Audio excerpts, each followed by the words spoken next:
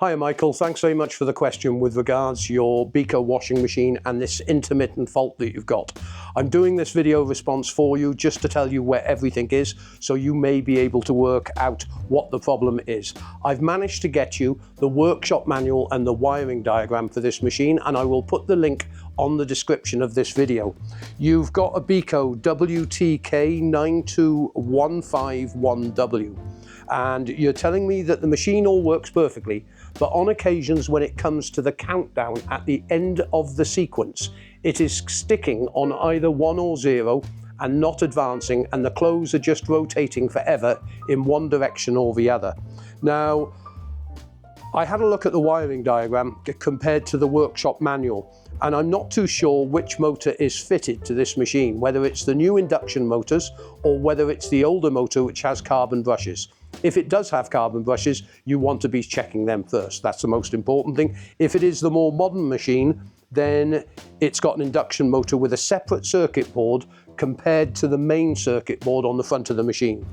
And if you look at the exploded diagrams on this machine, you will see the motor is reference number 63 and the reference number on the circuit board is 1251.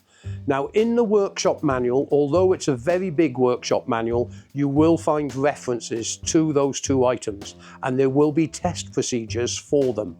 Also, it's worth going through the manual and checking the wiring diagrams and check all the wiring connections going from the small circuit board to the motor and from the circuit board going to the main circuit board.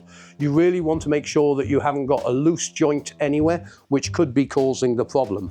The workshop manual is really in depth and it will help you out no end, and hopefully we can get this rectified easily for you. Do remember, I've also put some additional Beko videos in there with regards motor faults, intermittent faults and other things, as I've done a whole series of Beko washing machine videos to assist people in repairing their machines.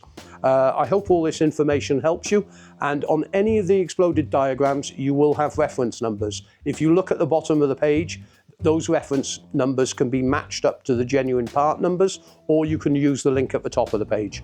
If you find this video helpful, please remember to give it a thumbs up, subscribe to the channel, as that's what gets these videos indexed, not just for you, but for other people with similar faults. Good luck with your repair.